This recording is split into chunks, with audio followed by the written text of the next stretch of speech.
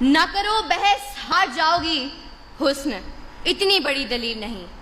زیوکار، کاہل، نکمے، بیکار، سست اور نااہل لوگوں کا خود احتسابی کی بجائے ناکامی کا ذمہ دار تقدیر، نصیب، مقدر اور قسمت کو ٹھہرانا ریت اس نگر کی ہے اور جانے کب سے ہے۔ اس طرف سے آ کر قسمت اور صرف قسمت کے راگ الاپنے والے، ہاتھ کی لکیروں، ستاروں کی چال اور طوطے کی فال پر سر پھینکنے والے یہاں دلائل پیش کرنے کے بجائے ہمیں قصے اور کہانیاں سنائیں گے، ہندوستانی فلم مقدر کا سکندر چلائیں گے اور ایوان میں بیٹھے باشعور لوگوں کو ماموں بنائیں گے، لیکن میں ان کی کوئی فلم چلنے نہیں دوں گی اور دلائل سے یہ ثابت کروں گی کہ کامیابی قسمت سے نہیں محنت سے ملتی ہے، کیونکہ پھول یوں ہی کھلا نہیں کرتے، بیج کو دفن ہونا پڑتا ہے۔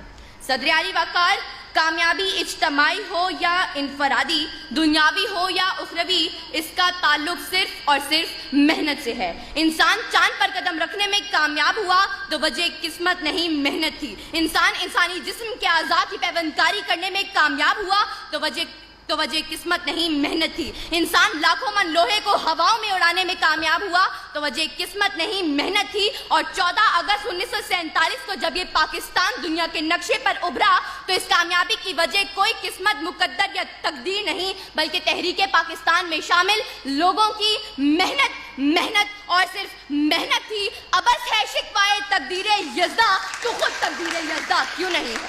صدر علی وقار، اس طرف سے آ کر ایڑیاں اٹھا کر اچھل کود کرنے والے ان قسمت کے ماروں کو بتاتی چلوں کہ تلاش رزق میں نکلنے کے بجائے کسی منوسلوا کے اترنے کے انتظار میں بیٹھنے والے آج کامیاب نہیں بلکہ ناکام ہیں۔ پیاس بجھانے کے لیے کنویں تک چل کر جانے کے بجائے مقدر سے کنویں کو کھینچ کر پاس لانے والے آج کامیاب نہیں بلکہ ناکام ہیں۔ ظالم کے آگے سر اٹھانے کے بجائے ظلم کا نشانہ بنے ہاتھ پہ ہاتھ دھرے منتظر فردہ رہنے والے مظلوم آج کامیاب نہیں بلکہ ناکام ہیں۔ پلٹنے، جھپٹنے اور جھپٹ کر پلٹتے ہوئے لہو کو گرمانے کے بجائے قسمت کے مارے کرگس بن کر بیٹھنے والے آج کامیاب نہیں بلکہ ناکام ہیں۔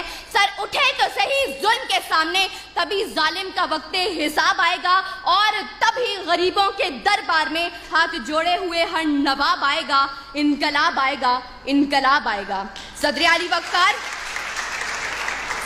وقار، اگر آج ہم نے کامیابی کا صحرا محنت کے سر سے اتار کر زبردستی قسمت کے سر پر رکھ دیا تو یاد رکھیں کہ طوفان میں موجوں سے مقابلہ کر کے کشتی کو ساحل پر اتارنے والے ملاح کشتی کو قسمت کی لہروں پر چھوڑ دیں گے اور اپنے ہاتھوں سے چپو توڑ دیں گے۔ منزل کی طرف گامزن متحرک قافلے اپنے سفر قسمت کے قدموں میں ڈال کر جمود کی چادر اوڑھ لیں گے۔ یہ طلباء و طالبات ہاتھ کی لکیروں میں گم ہو کر کتابیں پڑھنا چھوڑ دیں گے۔ جد و جہد، محنت، کوشش، کام اور بس کام کے فلسفے کو چھوڑ کر فٹ پاتھ پر بیٹھے عامل، بابا نجومی اور بنگالی جادوگروں سے ناطہ جوڑ لیں گے اور آج کے اس مباحثے کے منصفین مقررین کی تیاری دلائل اور محنت کو دیکھ کر نمبر لگانے کے بجائے آخر میں اول، دوم اور سوم آنے والوں کے لیے قسمت پوری کھول دیں گے۔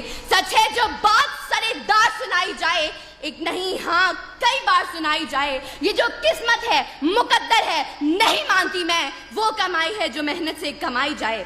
صدر علی وقار، اگر میرے ان تمام دلائل کے باوجود اگر اب بھی کوئی قسمت اور صرف قسمت کے راگ الاپتے ہوئے مقدر کے کچے گھڑے پر بیٹھ کر دریا پار اپنے مہیوال سے ملنے کی طلب رکھے تو اس کے لیے اتنا ہی کہتے ہوئے اجازت چاہوں گی کہ بے عمل دل ہو تو جذبات سے کیا ہوتا ہے، دھرتی بنجر ہو تو برسات سے کیا ہوتا ہے عمل لازمی تکمیل تمنا کے لیے، ورنہ رنگین خیالات سے کیا ہوتا ہے۔ شکریہ۔